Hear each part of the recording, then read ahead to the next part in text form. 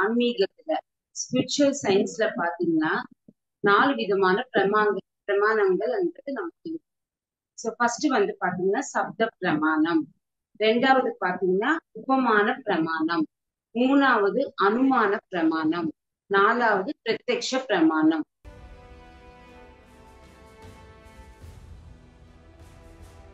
கிறிஸ்டியானிட்டில பாத்தீங்கன்னா பைபிள்ன்றது வந்து அவங்களுக்கு சப்த பிரமாணமா ஆப்த பிரமாணமா இருக்கும்.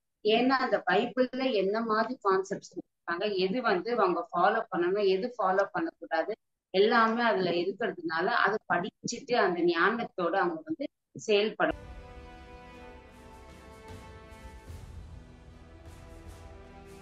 கிராம்பா எடுத்துக்கிட்டீங்கன்னா அவங்களுடைய புக்கு வந்து நம்ம யூ ஃபார் அவர் படிக்கும் போது அதுல வந்து அவருக்கு முழுமையான என்ன மாதிரி அனுபவங்கள் கிடைச்சிருக்கு, ஆஸ்ட்ரல் டிராவல்னா என்ன, சில்வர் கார்ட்னா என்ன, இது எல்லாமே வந்து அவங்களுக்கு பிரத்யக்ஷ பிரமாணம். அவங்க தியான சாதனையில இருந்துட்டு அவங்களுக்கு இது பிரத்யட்சமா அவங்களுக்கு அந்த ஒரு ஞானம் அடைஞ்சிருக்காங்க. சோ அதை நம்ம வந்து ஒரு புத்தகத்துல நம்ம அந்த மகான்களுடைய புக்ஸ் படிக்கும் போது நமக்கு வந்து சப்த பிரமாணமா வந்து இருக்கும்.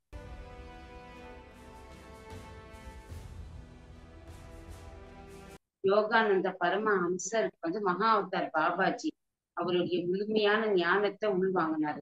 சோ யுக்தேஸ்வர் லாகிரி மகர்ஷி உங்களை பத்தி எல்லாமே வந்து ஆட்டோபயோகிராபி ஆஃப் யோகி நம்ம படிச்சா அவங்களுடைய முழு சரித்திரம் எல்லாமே நம்ம வந்து உள்வாங்க முடியும். இது எல்லாமே சப்த பிரமாணமா நமக்கு.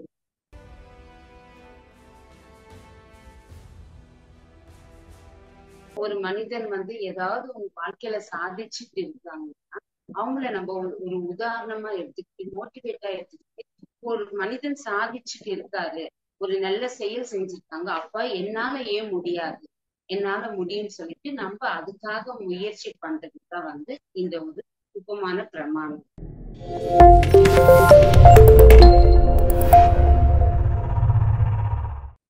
நமஸ்தே மாஸ்டர்ஸ், எல்லாருக்குமே வணக்கம். இப்ப வாழ்க்கையில பாத்தீங்கன்னா எல்லாமே நமக்கு சாட்சியங்கள் தேவை.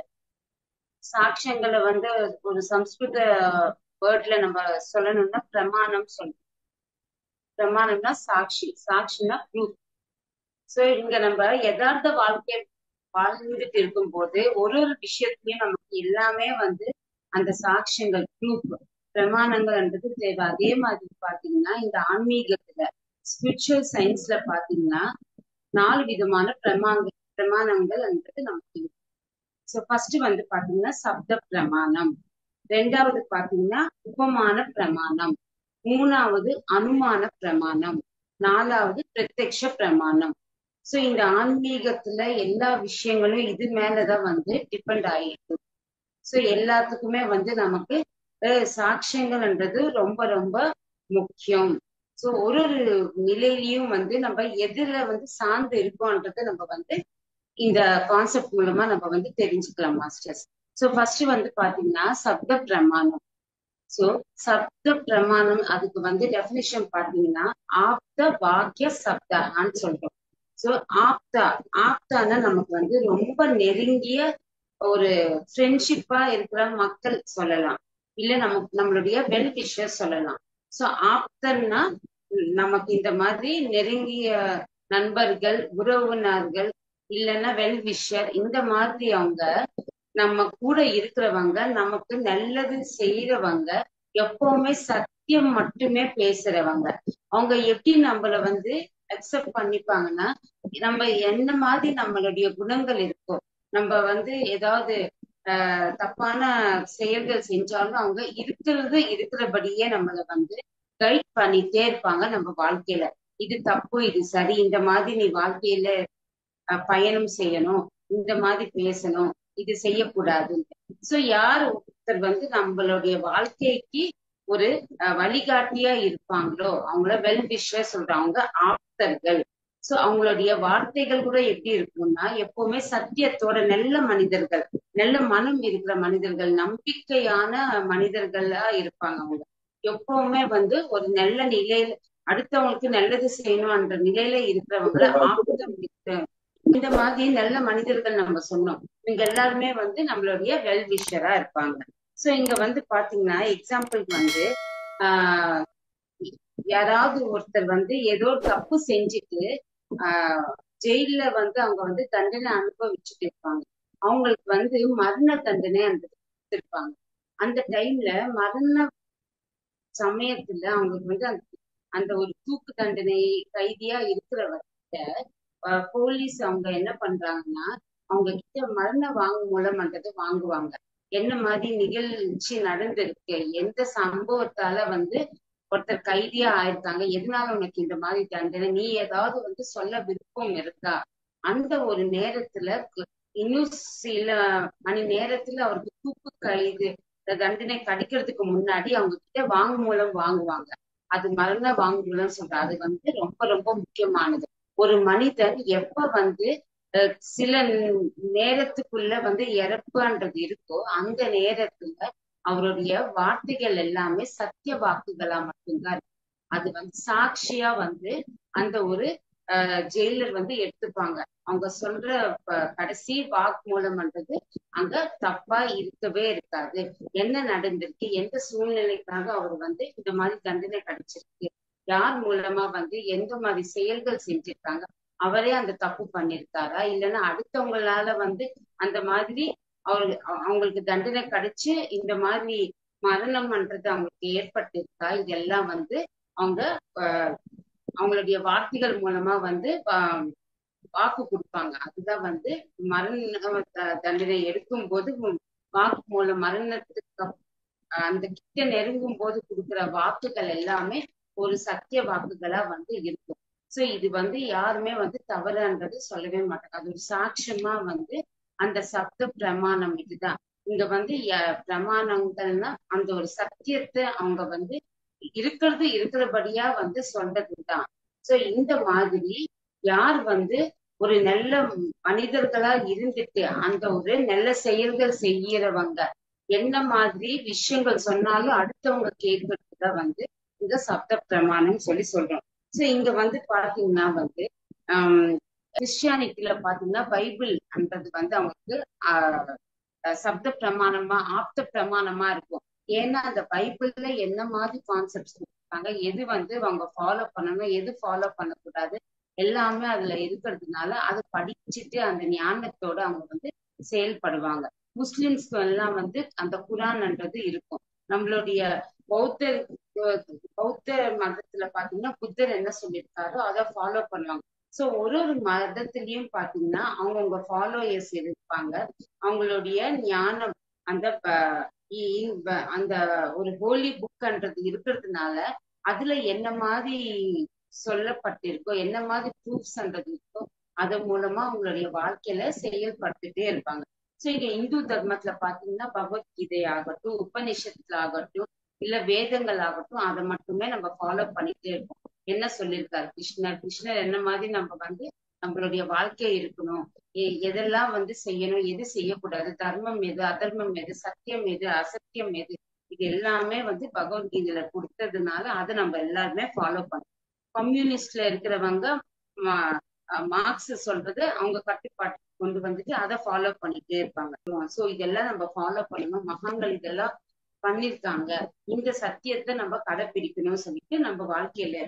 சோ இதுலயும் ஒரு எக்ஸாம்பிள வந்து பத்ரிஜி என்ன சொல்றாருன்னா, ஒரு சத்திய காம ஜாபாலி கதை மூலமா வந்து ஒரு சின்ன விஷயத்த நமக்கு சொல்றாங்க. அந்த சத்திய காம ஜாபாலி என்றவங்களுக்கு வந்து ஒரு ஆண் குழந்தை இருக்கும். அந்த ஆண் குழந்தை பிறந்து வளர்ந்ததுக்கு அப்புறமா வந்து அவருக்கு வந்து ஆசிரமத்துக்கு போயிட்டு அவரு படிப்பு கல்வின்றது பெறறதுக்காக போகும்போது அங்க வந்து அவங்களுடைய கோத்திரம் என்ன, அவங்களுடைய தந்தை பேர் என்ன போய் கேட்டுட்டு வர சொல்றாங்க. அப்ப அந்த பையன் வந்து வீட்டுக்கு போயிட்டு சின்ன வயசுல இருந்து அவருக்கு வந்து அவருடைய அப்பா யாருன்னு தெரியாது. அதனால அம்மா கிட்ட வந்து சத்யகாமா கிட்ட வந்து இந்த மாதிரி கோத்திரம் அப்பா பேரு கேக்குறாங்க அந்த ஆசிரமத்துல சொன்னா அப்ப அவங்க என்ன சொல்றாங்கன்னா, இந்த மாதிரி கோத்திரம் பேர் சொல்லிட்டு சத்யகாம ஜாபாரி பையன்ன்றதை எழுதிக்க சொல்லு. ஏன்னா உனக்கு தாய் நான் இருக்கேன், தந்தைன்றது யாருன்ட்டு எனக்கே தெரியாது. ஏன்னா அவங்க வந்து அந்த காலத்திலேயே வந்து ஒரு நாள் ஒரு மனிதனோட அவங்க வாழ்க்கையில இருந்திருக்காங்க. சோ அங்க வந்து அவங்க என்ன சத்தியமோ அதை வந்து அவங்களுடைய குழந்தைகிட்ட பேசியிருக்காங்க. சோ சோ என்ன மாதிரி சூழ்நிலையில இருந்தாலும் அவங்க சத்தியத்தை வந்து அவங்க பேசுறதுனால அவங்க வந்து சத்தியகாம ஜாபாலி என்ற பேர் வந்து அவங்களுக்கு கொடுக்கப்பட்டிருக்கு. அவங்க நல்ல மனிதனா வந்து அந்த பூமி மேல வாழ்ந்துட்டு இருக்காங்கன்னு சொல்லிப்பாங்க. சோ இங்கேயும் நமக்கு வந்து பாத்தீங்கன்னா சத்திய வாக்கு பதிப்பாளகர் யாருன்னா நிறைய மாஸ்டர்ஸ் இருக்காங்க. எக்ஸாம்பிள் லோக்சாங் ராம்பா எடுத்துக்கிட்டீங்கன்னா அவங்களுடைய புக்கு வந்து நம்ம யூ4 அவர் படிக்கும் போது அதுல வந்து அவருக்கு முழுமையான என்ன மாதிரி அனுபவங்கள் கிடைச்சிருக்கு, ஆஸ்ட்ரல் டிராவல்னா என்ன, சில்வர் கார்ட்னா என்ன, இது எல்லாமே வந்து அவங்களுக்கு பிரத்யக்ஷ பிரமாணம். அவங்க தியான சாதனையில இருந்துட்டு அவங்களுக்கு இது பிரத்யட்சமா அவங்களுக்கு அந்த ஒரு ஞானம் அடைஞ்சிருக்காங்க. சோ அதை நம்ம வந்து ஒரு புத்தகத்துல நம்ம அந்த மகான்களுடைய புக்ஸ் படிக்கும் போது நமக்கு வந்து சப்த பிரமாணமா வந்து இருக்கும். சோ இந்த மாதிரி நிறைய யோகிகள் வந்து நிறைய சாதனை பண்ணிருக்காங்க. சோ சுவாமி ராமா பாத்தீங்கன்னா ஒரு 10 நாள் வந்து அந்த சுவாசம் இல்லாம கீழே பூமியில வந்து அவர் வந்து அந்த மண்ணுக்குள்ள புதைச்சிட்டு அவர் வந்து உயிரோட இருந்து 10 நாளுக்கு அப்புறமா வெளியில வராங்க. இது எல்லாமே வந்து சாதனை வந்து பண்ணிருக்காங்க. சோ அந்த சாதனை யாரெல்லாம் பண்றாங்களோ அவங்களுக்கு பிரத்யட்ச பிரமாணமா அவங்களுக்கு இருக்கு. யாருக்கெல்லாம் நமக்கு இந்த ஞானம் நம்ம உள்ளுக்குள்ள வாங்குறோமோ அவங்க எல்லாருமே நமக்கு வெல்விஷஸ் தான். இதெல்லாம் நம்ம உள் வாங்கும் போது நமக்கு சப்த பிரமாணமா நம்ம வந்து உள் வாங்குறோம். சோ பத்ரிஜியோட கான்செப்ட்ஸ் ஆகட்டும், அவர் கொடுக்குற ஞானம் எல்லாமே நமக்கு சப்த பிரமாணமா நம்ம எடுத்துக்கிறோம். ஸோ இது எல்லாமே வந்து நமக்கு ஒரு புத்தகம் படிக்கும் போது என்ன மாதிரி ஞானம் கிடைக்குதோ அந்த மகான்களுடைய வாழ்க்கை சரித்திரம் எல்லாமே நம்ம உள்குள்ள வாங்குறோம். இது எல்லாமே ஒரு ப்ரூஃபா நமக்கு சப்த பிரமாணமா இருக்கு. யோகானந்த பரமஹம்சருக்கு வந்து மகா அவதார் பாபாஜி அவருடைய முழுமையான ஞானத்தை உள்வாங்கினாரு. சோ யுக்தேஸ்வர் கிரி, லாஹிரி மகர்ஷி, உங்களை பத்தி எல்லாமே வந்து ஆட்டோபயோகிராபி ஆஃப் யோகி நம்ம படிச்சா அவங்களுடைய முழு சரித்திரம் எல்லாமே நம்ம வந்து உள்வாங்க முடியும். இது எல்லாமே சப்த பிரமாணமா நமக்கு. இன்னும் வந்து ஸ்வர்ணமாலை பத்ரி மேடம்க்கு வந்து தியானத்துல அவங்களுக்கு ஜீசஸ் கிரைஸ்டோட அனுபவம் கிடைச்சிருக்கா. அது அவங்களுக்கு வந்து பிரத்யட்ச பிரமாணமா இருக்கு. அவங்களுக்கு சுயமா அவங்களுக்கு வந்து அந்த அனுபவம் கிடைச்சிருக்கு. அதுவே நமக்கு வந்து ஷேர் பண்ணும்போது அது சப்த பிரமாணமா நம்ம எடுத்துக்கிறோம். சோ இது எல்லாமே ஒரு ப்ரூஃபா இந்த மாதிரி எல்லாம் இருக்கு, இந்த மாதிரி எல்லாம் நமக்கு அனுபவங்கள் கிடைக்கும்னு சொல்லிட்டு நம்ம உள் வாங்குறோம். இது எல்லாமே பத்ரிஜிக்கு படிக்கிறது எல்லாமே வந்து சப்த பிரமாணம். ஏன்னா அவங்களுக்கு வந்து நிறைய எக்ஸ்பீரியன்ஸ்ன்றது எனக்கு கிடைக்கல. நான் எல்லாமே வந்து புத்தகங்களை படிச்சுதான் நான் வந்து முழுமையான ஞானம் நான் எடுத்துக்கிட்டேன். இது எல்லாமே சப்த பிரமாணமா நான் உள் வாங்கலன்னு சொல்லி பத்ரிஜி சொல்றாரு.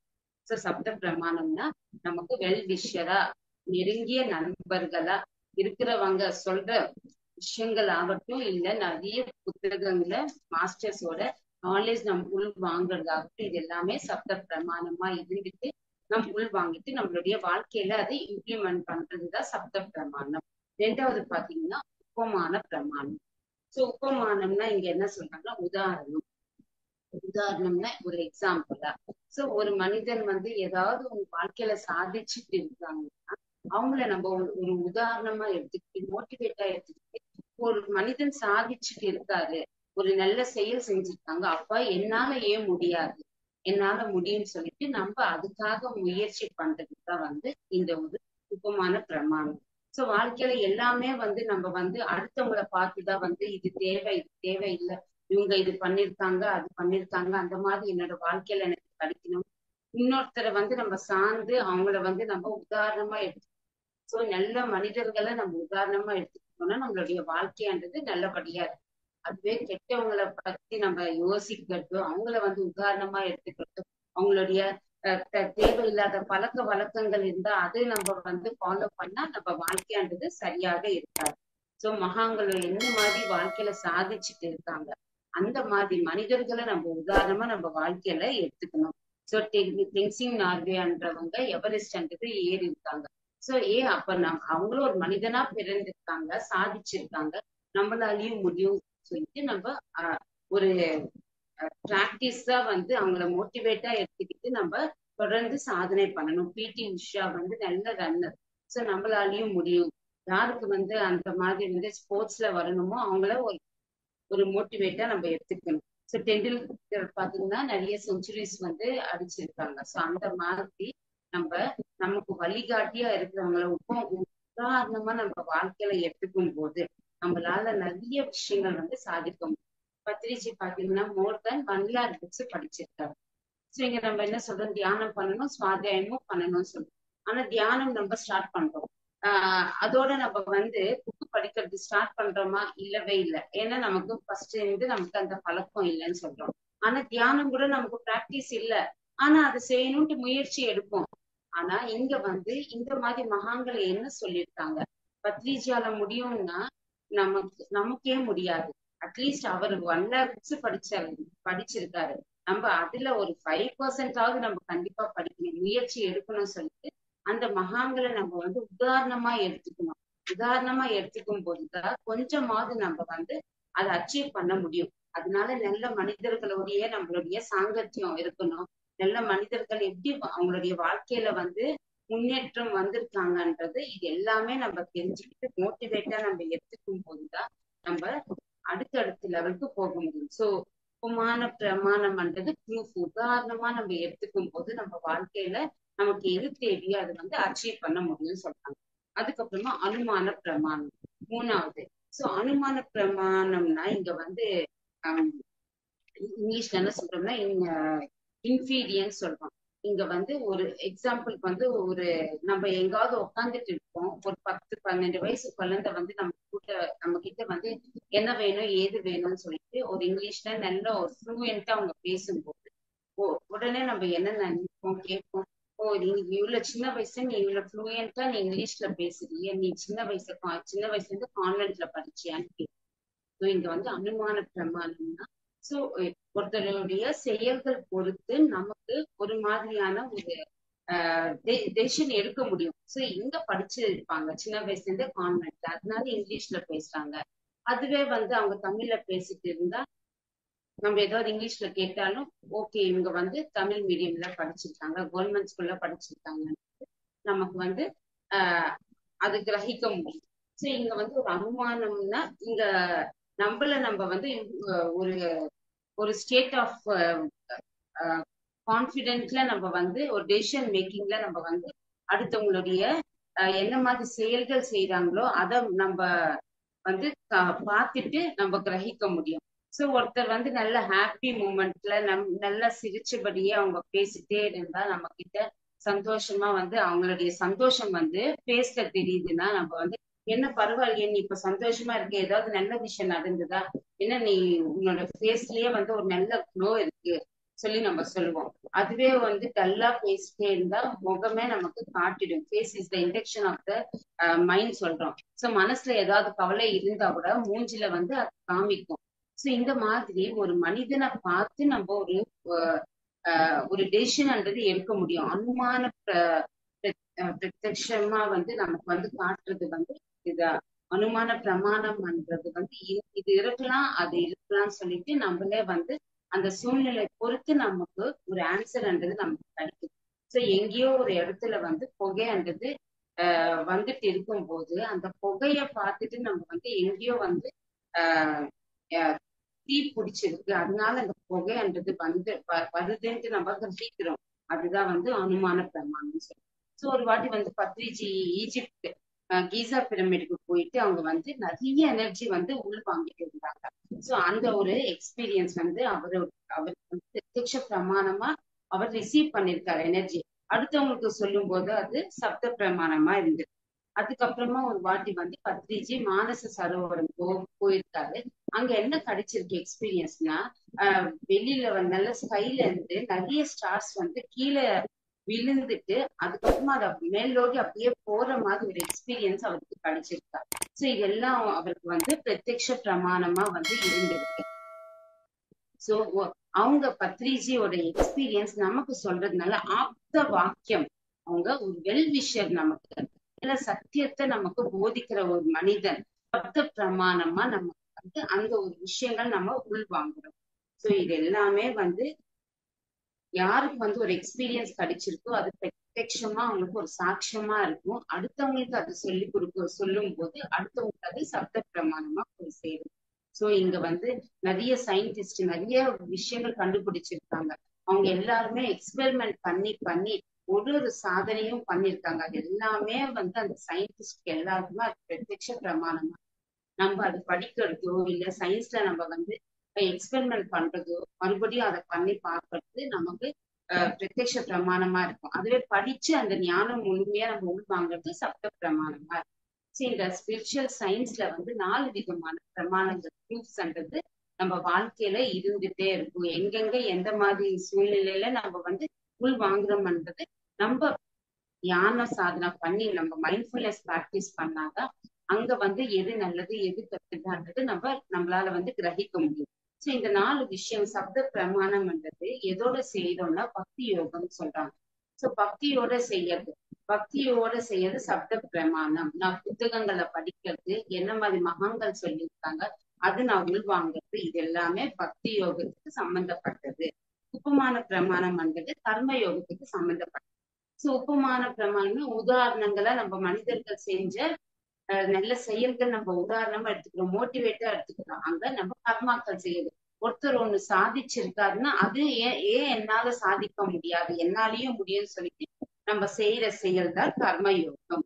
அதுக்கப்புறமா அனுமான பிரமாணம், இதுதான் ஞான யோகம். சோ அனுமான பிரமாணம்னா ஒருத்தருடைய செயலை பொறுத்து நம்ம அனலைசிஸ் பண்றோம். ஓ இந்த மாதிரி இருக்கு அந்த மாதிரி இருக்கு. சோ புகைய பார்த்துட்டு அங்க நெருப்புன்றது எரியுது, தீன்றது பிடிச்சிருக்குன்ட்டு அந்த ஒரு ஞானம்ன்றது நமக்கு உள்ளுக்குள்ள வருதுன்னா அது ஞான யோகம் சொல்றோம். அதுக்கப்புறமா பிரத்யக்ஷ பிரமாணம், எதெல்லாம் வந்து நமக்கு தியானத்துல நமக்கு வந்து ஒரு எக்ஸ்பீரியன்சஸ் கிடைக்குதோ அது எல்லாமே வந்து தியான யோகம். தியானத்துல கிடைக்கிற எல்லா விஷயங்களும் நமக்கு பிரத்யக்ஷ பிரமாணமா இருக்கும். அதுல இருந்து நமக்கு அடுத்தவங்களுக்கு நம்ம சொல்லும் போது அது சப்த பிரமாணமா அடுத்தவங்களுக்கு போய் சேரும். சோ இந்த ஒரு ரிலீஜியஸ்ல எல்லாமே விஷயங்கள் பாத்தீங்கன்னா பக்தி யோகத்துல இருந்துதான் ஸ்டார்ட் ஆகுது. அதுக்கப்புறமா பிரத்யட்சமா நமக்கு எப்ப வந்து அந்த முழுமையான ஞானம் கிடைக்குதோ அந்த ஆன்மா வளர்ச்சின்றது அந்த ஆன்மாக்கு எக்ஸ்பீரியன்ஸா வந்து ஒரு விஷயமும் கிடைக்குது. அதுதான் வந்து தியான யோகம் சொல்றோம். சோ தியானத்தால நமக்கு ஞானம் கிடைக்குது. அந்த ஞானத்தால நம்ம வாழ்க்கையில இம்ப்ளிமெண்ட் பண்ணும்போது நமக்கு முழுமையான ஞானத்தோட நம்ம என்லைட்மெண்ட்ன்றது ஆக முடியும்.